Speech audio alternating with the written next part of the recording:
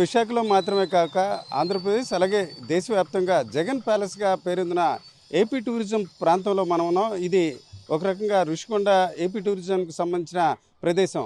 మనం విజువల్స్లో చూడవచ్చు. ఇది ఏదైతే జగన్ ప్యాలెస్గా మాజీ ముఖ్యమంత్రి జగన్మోహన్ రెడ్డి నివాసం కోసం ఏర్పాటు చేసిన భవనంగా ప్రాచుర్యం పొందిన ఈ భవనాలని మనం చూడవచ్చు. ఇది ఋషికొండలో ఏపీ టూరిజానికి సంబంధించిన దాదాపు 60 ఎకరాల విస్తీర్ణంలో 9.8 ఎకరాల విస్తీర్ణంలో ఈ ఏపీ టూరిజం భవనాల నిర్మాణానికి సంబంధించి అనుమతులు తీసుకోవడం జరిగింది.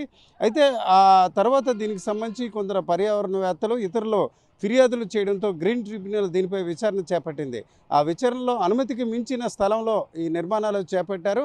అట్లాగే పర్యావరణానికి కొంత భంగం కలిగించినట్టు తొలి దశలో ఏపీకి సంబంధించిన పర్యావరణవేత్తల ఫిర్యాదు మేరకు గ్రీన్ ట్రిబ్యునల్ తప్పుపట్టింది. ఇవన్నీ మనం విజువల్స్లో చూడొచ్చు. ఇది జగన్ ప్యాలెస్గా చెప్పుకునే ఈ ప్రాంతంలో దాదాపుగా 60 ఎకరాల విస్తీర్ణంలో 9.8 ఎకరాల విస్తీర్ణంలో మొత్తం 7 ప్రాకారాలు నిర్మించారు.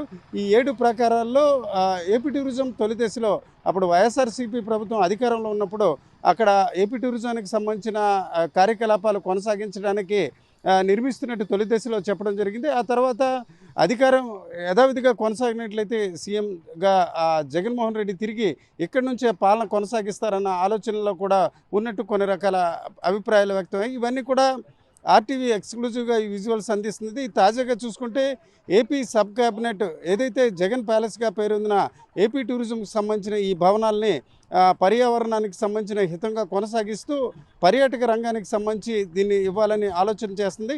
ఆ రకంగా ఇక్కడ ఏదైతే రాజా ప్రకారంగా ఉన్న ఈ ప్రాంతంలో హోటల్ రంగానికి లీజుకి కానీ ఇతర అంశాలు కానీ ఇచ్చే అవకాశం ఉంది. ఆ క్రమంలో కేబినెట్ సబ్ కమిటీ తీసుకున్న ఈ నిర్ణయంతో మరొకసారి జగన్ ప్యాలెస్గా పేరొందిన ఈ ప్రాంతం మరొకసారి అందరి నోట్లో కూడా చర్చగా కొనసాగుతున్న వాతావరణం మనకు కనిపిస్తుంది. విశాఖలోని ఋషికొండ వద్ద నిర్మించిన జగన్ ప్యాలెస్గా పేరొందిన ఈ ప్రాంతంలో ఈ భవనాల్లో ఏముంది అనే అంశాన్ని మనం పరిశీలిస్తే మొత్తం 9.8 ఎకరాల్లో దీని నిర్మాణం చేపట్టారు. మొత్తం 7 బ్లాకులు నిర్మించారు. ఈ 7 బ్లాకులు కూడా ఒక అత్యంత విలాసమైన రాజదర్పణం ఉట్టిపడే రీతిన ఇక్కడ నిర్మాణాలకు పేరు పెట్టడం జరిగింది.